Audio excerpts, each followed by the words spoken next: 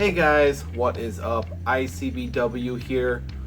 Today we are going to sample the experiment beer, the Blonde Ale, with Yakima Valley hops, imperial yeast, 5-star chemicals, providing some cleaning on that.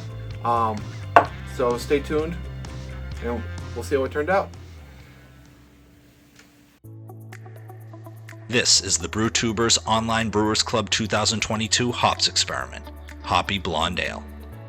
Thanks to our sponsors: Imperial Yeast, Beer and Wine Hobby Homebrew Supply Store, Brewers Hardware, 5-Star Chemicals, and Yakima Valley Hops. Get brewing. Right, we're here with my experiment beer. This is Intercosmos Beer Works Blonde Ale with T-90 Citra pellets. Again, I talked about this a little bit in the brew day video. We wanted a simple beer to let the hops come through, and we're doing a bunch of different beers, 6 beers in total, with the group Brewtubers Online Homebrewers Club. Each of us gets a different hop product. We have mine here, which is T-90 pellets. Citra is also a Mosaic variety as well, and we have other brewers using, like I said, Mosaic, T-90 pellets. We got Incognito, the new product from Yakima Valley Hops, and Lupamax. So we have 6 beers in total. Excited to try them. This one's mine. Other ones are on their way, all brewed up, gonna get shipped to me, and then we'll do videos for all of them. But right now we got the first one. And again, what we did here was simple beer, white wheat, honey malt, 2-row, very simple, and then a huge hit, a little bit of Centennial in the 60-minute edition just for some bitters, but then the huge hit of Citra in the Whirlpool, 8 ounces. So now, obviously, with the Lupamax and the Incognito, they're not doing 8 ounces. They're doing the equivalent based on Yakima Valley hops hopping ratio.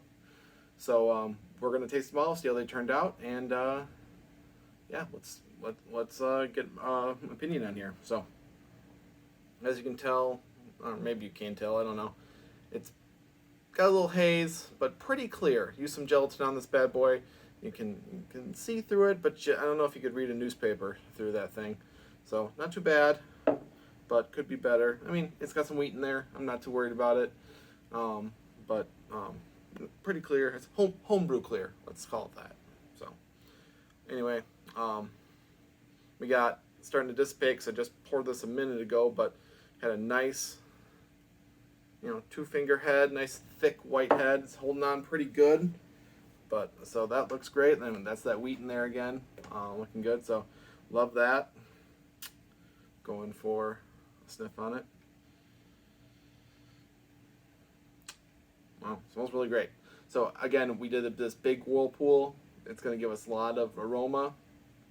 I'm getting a lot of like passion fruit, some citrus on there, tropical fruit. So it's good. I will admit, this has been sitting in the keg now for maybe little over a month, so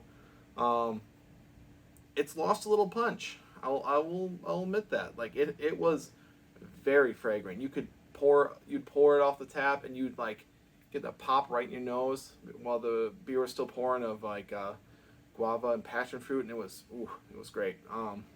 But it still smells good. Don't get me wrong. It's still good, but it's not quite what it was. But that's to be expected, You can drink it fresh. But anyway, cheers.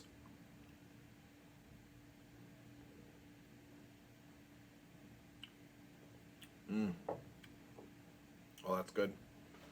Now, I drank most of this keg already, besides the stuff I bottled and sent off to the rest of the guys in the homebrew group.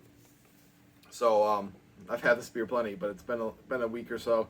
It is fantastic. I would 100% brew this again. Great recipe. Thanks to Nick for providing the recipe. Drinks a little more like a pale ale than a blonde because it's definitely got that bitterness from the whirlpool. I mean, we had a big enough whirlpool hit that you definitely still got some bitterness, but it's not overwhelming. It's pretty light. It's definitely got some tropical fruit. I'd say passion fruit. I'm always bad at these descriptors. Man, I can't pick, unless it's got to be really distinct for me to pick it out. But passion fruit for sure. Maybe a little pineapple, but not really. It's citrusy, I guess. Grapefruit in there. Yeah. So it's fantastic. It's really good. Again, it was a little better a month ago, but still drinking really nice. Still love it. T-90 pellets in here. So this is, I mean, your classic T-90 pellet, right? So like we know what this produces.